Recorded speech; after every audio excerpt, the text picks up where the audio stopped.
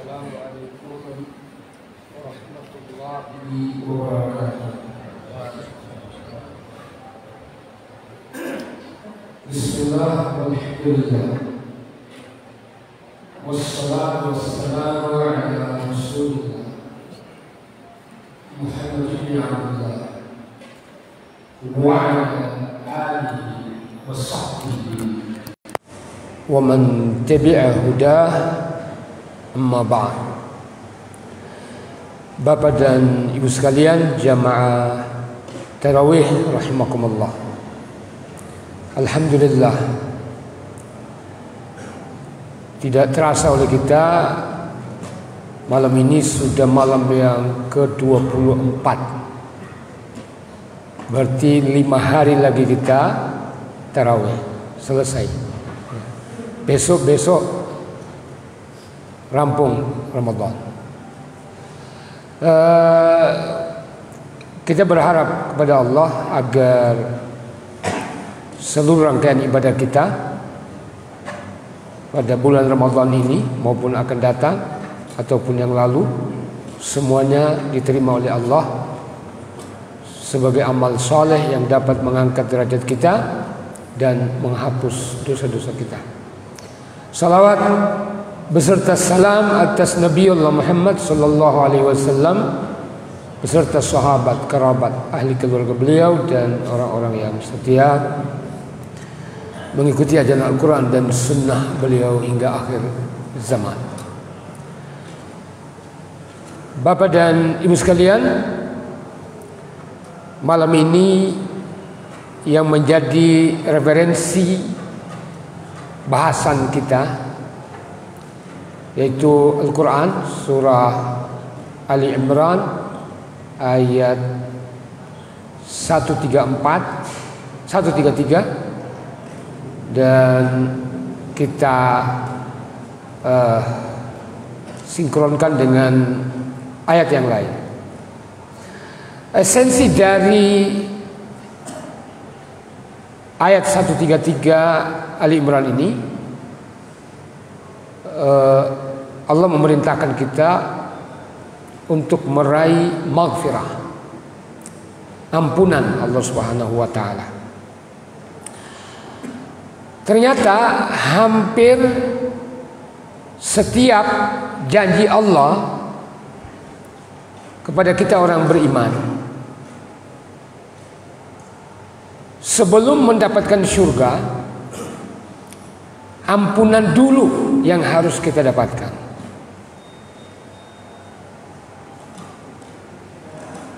Terhadap hal ini,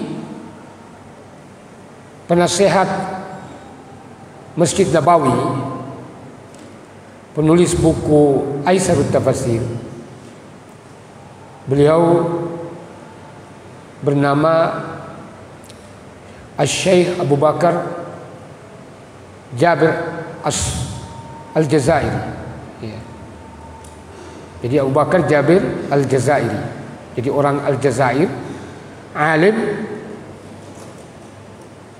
ahli tafsir, maka dia menjadi imam sekaligus penasehat Masjid Nabawi. Ya. Menyatakan kenapa ampunan dulu baru surga? Karena ampunan itu seperti tiket, grand tiket, gitu. Seperti kita mau masuk wahana hiburan gitu. Kita cukup membeli grand tiket. Jadi begitu kita masuk ke dalam, puluhan permainan itu tidak perlu kita bayar. Nah, seperti itulah ampunan. Kalau kita sudah dapatkan ampunan, tiket ampunan, semuanya sudah bebas. Bebas masuk surga tanpa diazab, tanpa dihisab. Bebas dari azab neraka. Bebas mendapatkan fasilitas, berbagai fasilitas yang ada dalam surga. Apakah itu rumah seluas mata memandang, istri 2 bidadari, ya. Bidadari di dunia ini adalah istri kita yang dijadikan oleh Allah lebih cantik dari bidadari asli pada hari kiamat. Nah, yang satu bidadari asli. Jadi kalau sudah mendapatkan ampunan, insya Allah kita bebas dari neraka, bebas masuk surga. Maka Allah Subhanahu wa taala berfirman, a'udzubillahi minasyaitonir rajim. Wasari'u ila maghfiratin min rabbikum. Segerakanlah diri kalian mencapai ampunan atau maghfirah dari Tuhan kalian. Baru wa jannatin, segerakan diri kalian juga mencapai surga. Arduhas samawati wal ard, yang luasnya seperti luas langit dan bumi. Uiddat lil muttaqin, disediakan oleh Allah untuk orang yang bertakwa. Yang kita bahas dalam ayat ini sampai kata maghfirah, karena kalau kita bahas semua waktunya tidak cukup, ya. Amirul Mukminin, mertua Nabi, sahabat Nabi, dikatakan Amirul Mukminin karena dia khalifah yang kedua, yaitu Umar bin Khattab radhiyallahu anhu. Menjelaskan tentang ayat ini dalam suatu khutbahnya ketika dia menjadi khalifah, bahwa yang dimaksud wasari'u ila maghfiratin ay sari'u ilal a'mal tahsuluna maghfiratan min rabbikum. Maksudnya bahwa segerakan diri kalian melakukan amal-amal atau perbuatan. Dengan perbuatan itu kalian bisa mencapai ampunan Tuhan kalian. Otomatis kalau kita melakukan amal itu, maka kita dapat ampunan. Nah, pertanyaannya, amal apa? Antara lain Nabi menyatakan, man shoma ramadhana imanan wahtisaban ghufira lahu. Nah, ghufira lahu. Nah, ini ma taqaddama min dzambih. Barang siapa yang berpuasa pada bulan Ramadan atas dasar iman, wahtisaban. Ihtisab itu ikhlas dan penuh kehati-hatian, tidak melakukan perbuatan yang menyebabkan seseorang dikurangi pahala puasanya atau tidak mendapatkan pahala sama sekali. Itu namanya ihtisab.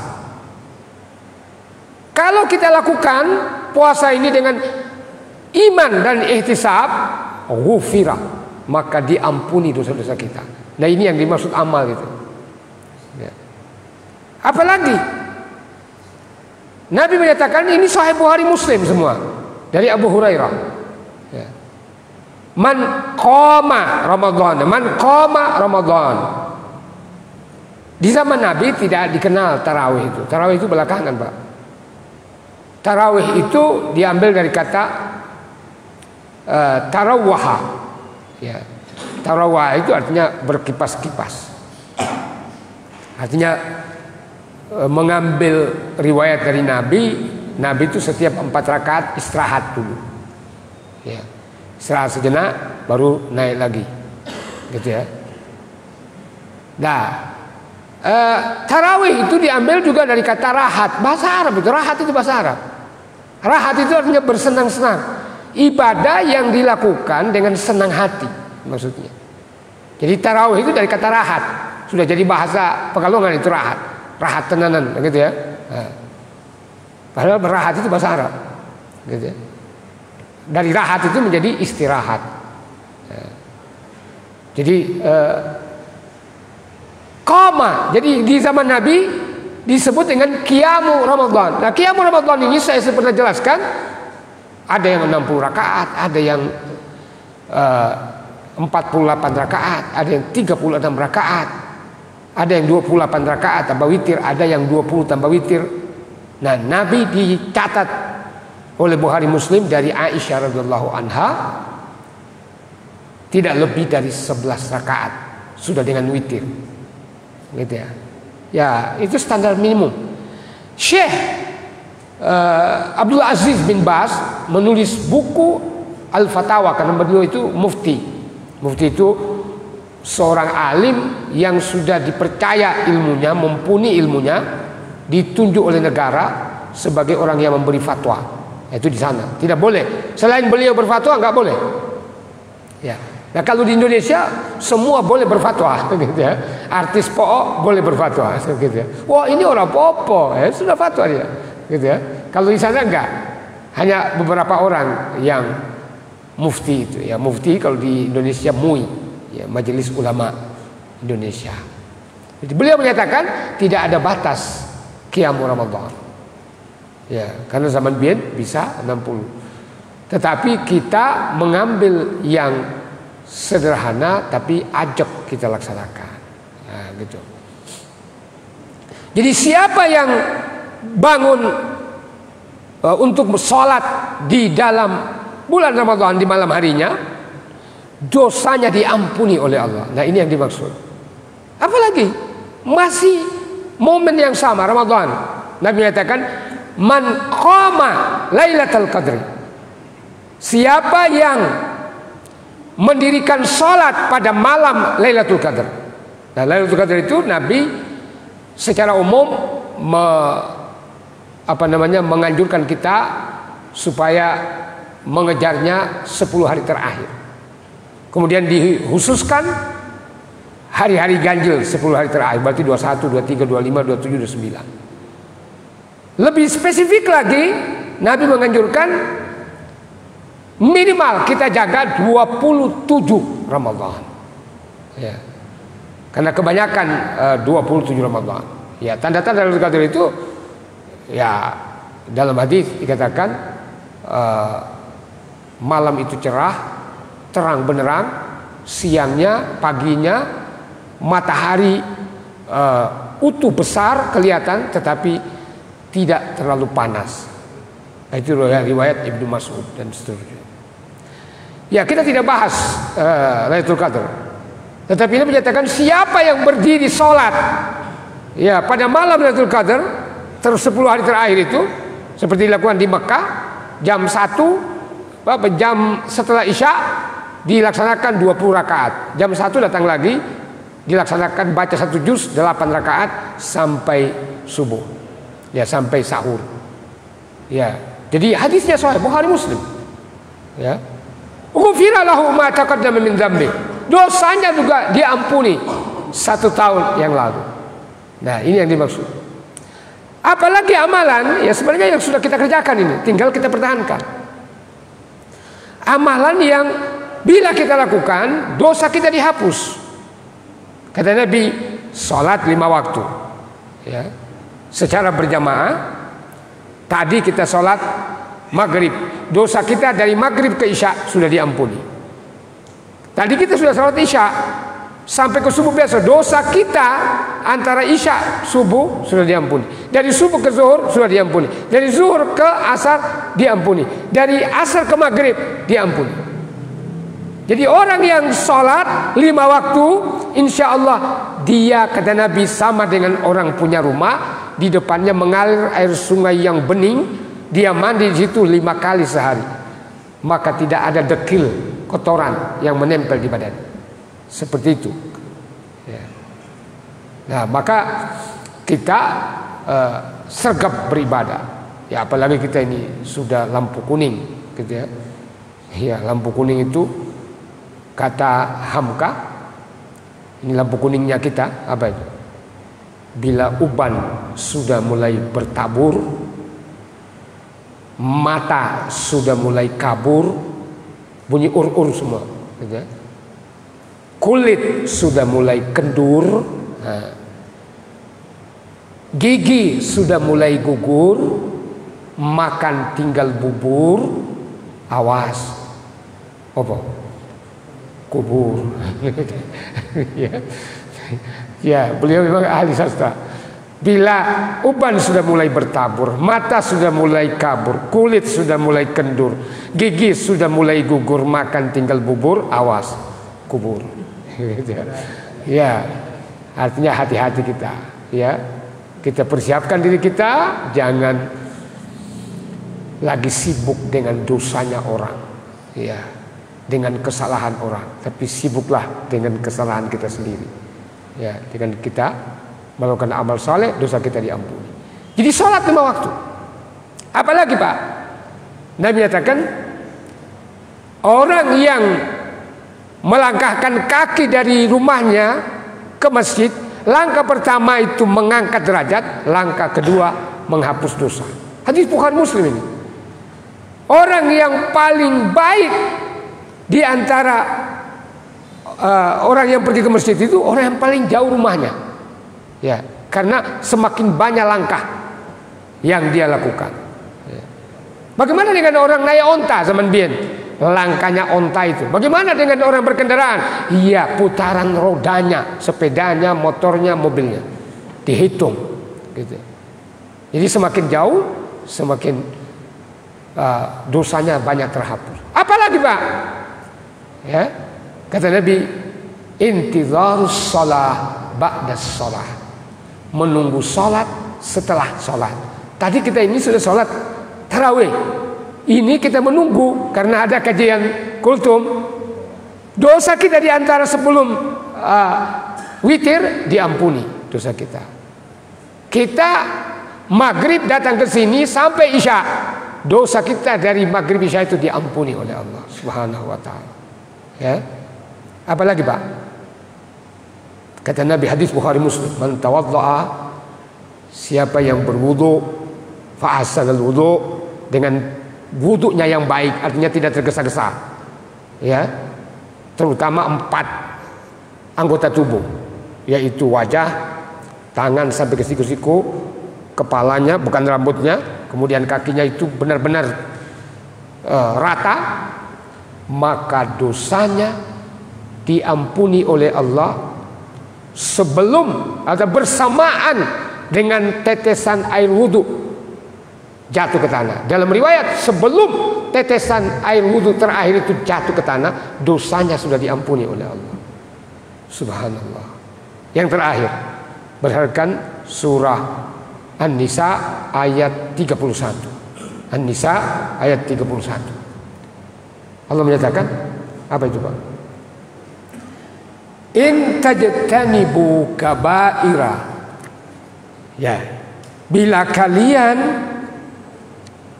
menjauhi dosa-dosa besar, tidak melakukan dosa besar,